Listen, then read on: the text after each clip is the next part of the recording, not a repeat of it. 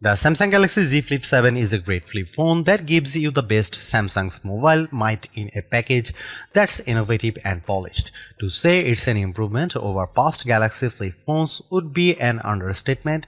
This is the flip I have been asking Samsung to make for years. It's not quite the best flip phone you can buy, but that's because flip phones have gotten really good, and the Galaxy Z Flip 7 makes a perfect argument for why flip phones may be today's best form factor. Think about it, what's better than a flip foldable? The Galaxy Z Flip 7 has a huge screen, the same 6.9 inches as the mighty Galaxy S25 Ultra, but it's smaller and lighter in every way, even before you fold it in half. And instead of the Ultra's questionable S Pen, the Flip 7 gives you a whole second screen to use. On top of that, it costs $200 less than an Ultra. Flip phones just make too much sense, so what's stopping them from being more popular? First, there is the durability question. The 7th generation of Samsung's flip phones still can't keep dust out, though it can handle being dunked in water thanks to its IP48 rating. Second, there are sacrifices required to make a folding phone, and the cameras are a downgrade from other Galaxy phones. This year's Galaxy Z Fold 7 got a 200 main megapixel camera, but the Flip 7 keeps its 50 megapixel cameras on the back. There is no zoom, only wide and ultra wide. A 200 megapixel sensor would have elevated the disappointment of not having a 3x telephoto lens or better. Finally, the battery takes a hit with the Galaxy Z Flip 7, maybe too big of a hit. The Galaxy Z Flip 7 doesn't last long enough. I think this is more of a Samsung problem than a flip phone problem, because the Moto Razr Ultra offers great battery life, though it is marginally thicker and heavier than the Galaxy Z Flip 7. It's impossible to avoid comparing the Flip 7 to the Motorola Razr Ultra, which is the biggest competitor. Samsung should be thrashing the Razr, but Motorola has been consistently eating Samsung's lunch in the flip phone cafe. With the Flip 7, Samsung finally catches up to the Motorola on the cover display. Its cover display doesn't just fill the front of the phone, it features the thinnest bezels Samsung has ever used on a Galaxy phone screen. The Flip 7 can also, albeit with some difficulty, use every app on the cover display. You can navigate with all Trails maps, watch some TikTok, and play Vampire Survivors without opening the phone. Still, as Samsung takes a big leap forward, Motorola continues its slow and steady pace as the flip phone frontrunner. Today's Razr Ultra is faster than the Galaxy Z Flip 7 in every way. The processor is faster, games run faster, the screen refreshes faster, the battery even charges faster. Does all of the speed matter? Yes, but some folks will appreciate Samsung's deep features set and customization options more than a bit of extra speed. Samsung's One UI 8 is a powerhouse, especially if you mix business and pleasure on your smartphone. The Flip 7 also ships with Android 16, and this is the first time Samsung Foldable buyers haven't had to wait for an upgrade to the latest version of Android. Samsung promises 7 years of major Android updates and security patches, more than any competitor except Google. It has a good track record of delivering on such promises, while many Motorola fans are still waiting for promised updates for past Razr phones.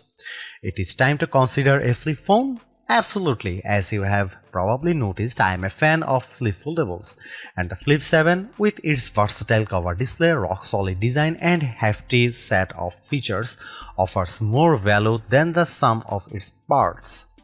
In fact, I think most people would appreciate the Flip 7 with its unique benefits more than other phones that don't make the small sacrifices. Ask yourself, does your phone need the tiny zoom camera?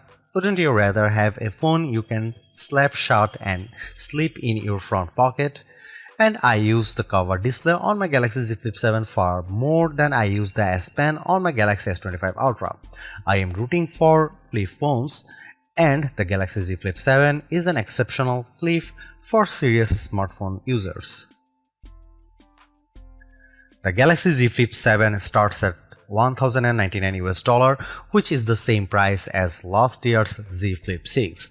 The price seems reasonable to me considering that you are getting two displays for the price of one, plus glass that bends in half like a dang magic trick. Galaxy Z Flip phones used to seem pricey, but the rest of the phone world has slowly crept up to meet Samsung. And now $1,099 US actually seems fair, especially if you are getting this phone from your carrier with a steep discount. The Galaxy Z Flip 7 costs more than an iPhone 16 Pro and less than an iPhone 16 Pro Max. It costs the same as a Google Pixel 9 Pro XL or Samsung's new and thin Galaxy S25 Edge. Most importantly, the Flip 7 costs less than the new Motorola Razr Ultra 2025 in the US, where the Razr Ultra starts at $1,299 US. At launch, the Galaxy Z Flip 7 only comes in 4 colors, while last year's Flip 6 was available in 7 hues. Mint and color red are exciting. Jet black and blue shadow are more staid. I wish Samsung would try something unique with its materials and finish, but it likes to dress the entire product family in the same sweater for holiday portraits, so all the Galaxy phones look alike finish-wise. The Galaxy Z Flip 7 has a good set of cameras that took photos I enjoyed sharing.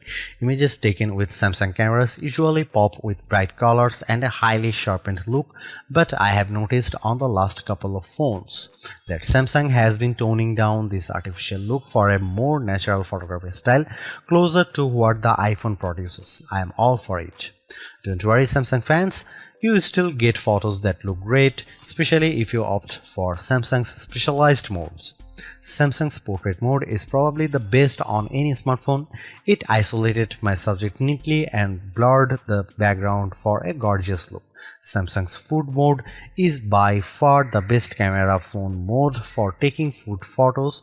I reach for my Galaxy phone whenever I bake something tasty and I want to share it.